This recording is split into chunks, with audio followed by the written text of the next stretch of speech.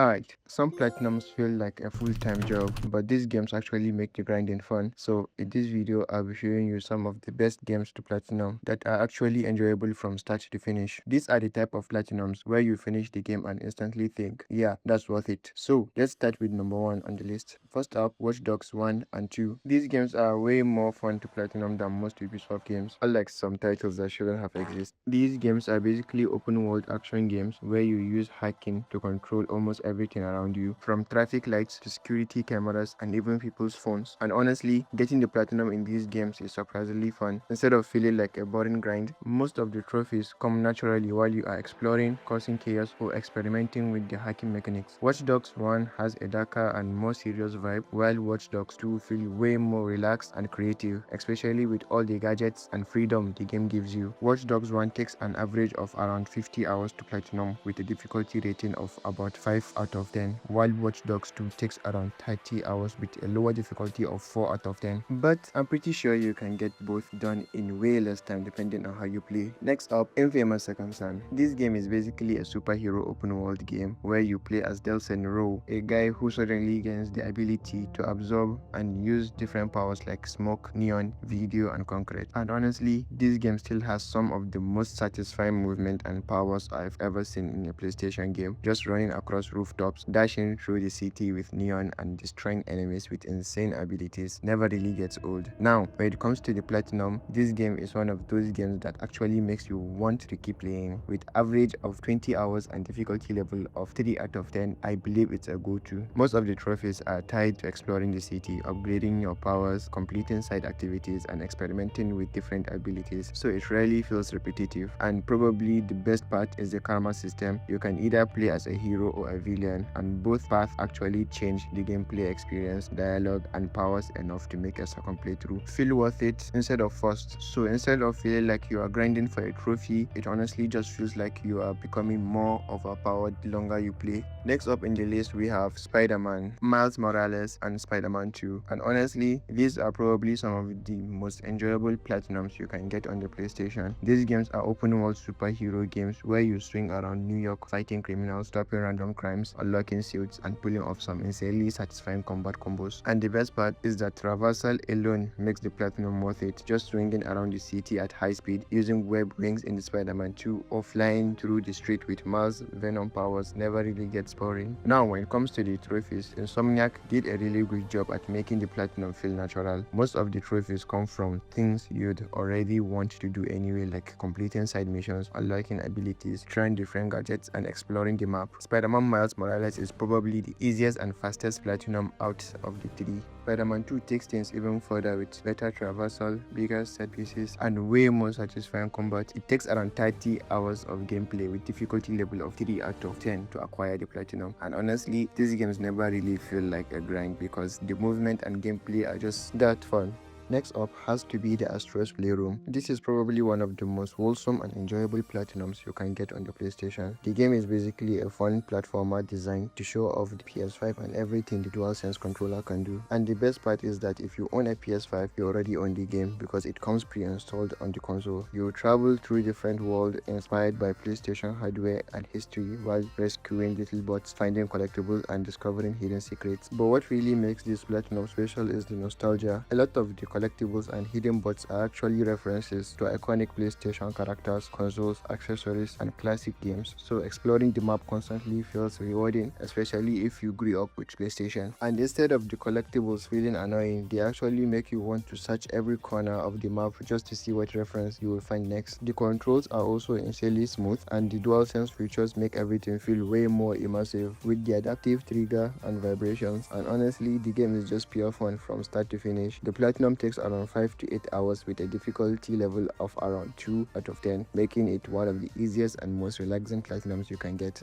Next up is the Ratchet and Clank, the first one, and the Rift Apart. These games are action platformers where you travel across different planets, fighting enemies, exploring new worlds, solving puzzles, and using some of the craziest weapons PlayStation has ever seen. And that's a huge reason why the platinum experience is so good. The gameplay stays fresh almost the entire time because the game constantly introduces new weapons, gadgets, abilities, abilities and enemy type. 1 minute you are using a normal blaster, and the next you are turning enemies into a ship, freezing them or destroying entire groups of overpowered futuristic weapons. Ratchet and Clank has a more classic adventure feel with a lot of exploration and progression, while Rift Apart feels way faster and smoother with insane visuals, near instant loading, and dimension hopping mechanics that make the gameplay feel modern and cinematic. The trophies themselves also feel well balanced. Most of them come naturally through upgrading weapons, completing missions, exploring planets, and interacting with side content, so the platinum rarely feels repetitive or exhausting. And because the core gameplay is already so entertaining, going for 100% completion feels more like extending the adventure rather than forcing yourself through a grind. The first Ratchet and Clank takes around 25 to 30 hours to platinum with a difficulty level of around 4 out of 10. Meanwhile, Ratchet and Clank Rift Apart takes around 20 to 25 hours with a difficulty level closer to 3 out of 10, making both games really enjoyable and beginner-friendly platinum experience. Next up, Horizon Zero Dawn and Horizon Forbidden West. These games are open-world action RPGs set in a world where giant robotic machines roam the earth, and you play as Aloy, a hunter trying to uncover the truth behind the world's collapse. And visually, these games are absolutely stunning, from massive forests and deserts to futuristic ruins and machine-filled landscapes. Exploring the world never really loses its charm. But what makes the platinum experience so enjoyable is how rewarding the gameplay loop feels. You are constantly hunting machines, upgrading gear, unlocking new abilities, crafting better weapons, and discovering new areas filled with side quests and secrets. And every machine fight feels different because each enemy has weak points, attack patterns, and different ways to take them down. Forbidden West especially improves almost everything from Zero Dawn. The traversal feels smoother, the combat is more refined, and the world feels much more alive with underwater exploration, better side missions, and more freedom overall. The trophies are also pretty fair for open world games. Most of them come naturally through story progression, exploration, completing activities, and upgrading your equipment. So it really feels like you are doing pointless grinding. Horizon Zero Dawn takes around 50 to 60 hours to platinum with a difficulty level of around 4 out of 10. Meanwhile, Horizon Forbidden West takes around 60 to 70 hours with a difficulty level also around 4 out of 10. But the journey stays engaging because there's constantly something new to discover.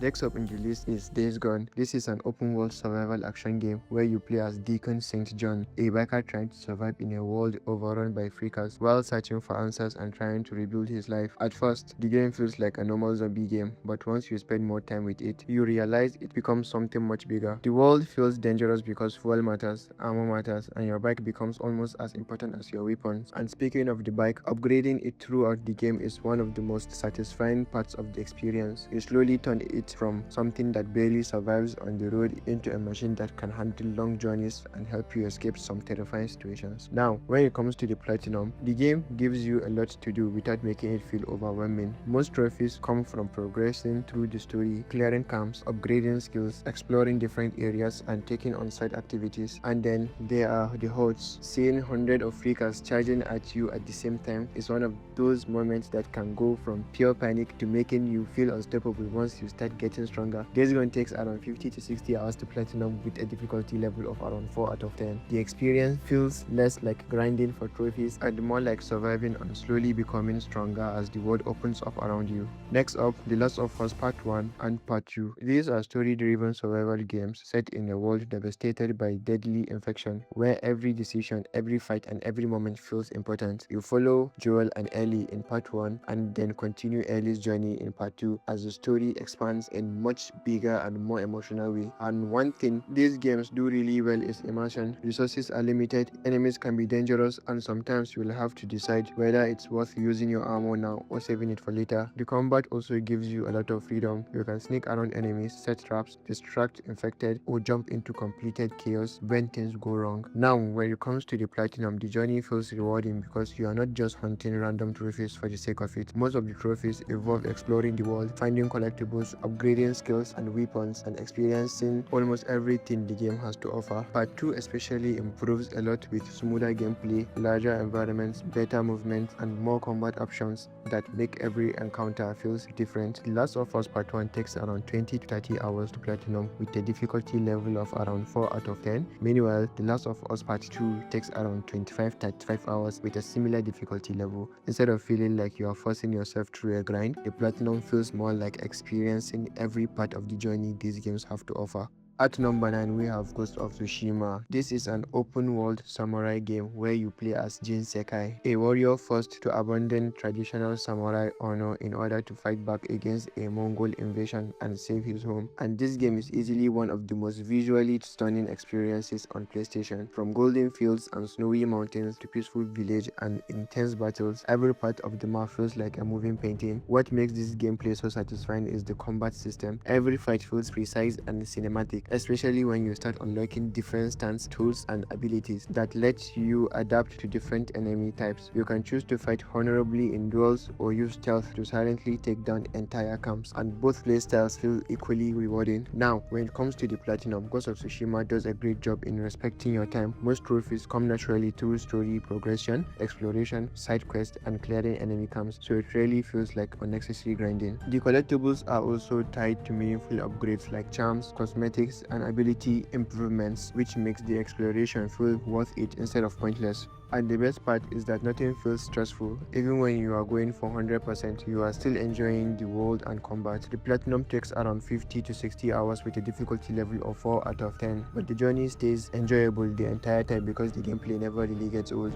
And lastly, Sekiro. Alright, I know what you are thinking, but you've got to believe me when I say this. The hardest part of the game is just getting used to it. Once it clicks, I'm sure you will get hooked and won't want to let go. There's a reason it won Game of the Year. It is a hardcore action game set in a brutal version of feudal Japan, where you play as a shinobi known as the Wolf, fighting to rescue your lord and survive in a world where every enemy can punish a single mistake. And right away, this game stands out because of its combat system. Instead of just hacking and slashing, Sekiro is all about timing, precision, parries, and learning enemy patterns until every fight becomes a rhythm you have to master. At first, it feels overwhelming, you die a lot, and even basic enemies can punish you if you are not focused. But once it clicks, the gameplay becomes one of the most satisfying combat system ever made. Every victory feels earned, especially boss fights, where it turns into a back and forth duel that feels intense from start to finish. Now, when it comes to the platinum, this is easily the hardest game on the list. Some trophies require multiple endings, different choices, and fully mastering the combat system, which means you can't just rush through it. But the good thing is, nothing feels random. Every trophy pushes you to actually improve at the game. So instead of feeling like a grind, it feels more like proving your skills step by step until you fully understand the game. Sekiro takes around 60 to 80 hours to platinum with a difficulty level of around 8 or 9 out of 10, making it one of the most challenging but also most rewarding platinums you can go for. So those are some of my favorite games platinum without completely losing your sanity. Now I want to know, what's the most enjoyable platinum you've ever gotten, or which one are you planning to go for next? That's it from me for this one. I appreciate you for watching, and I'll see you in the next video.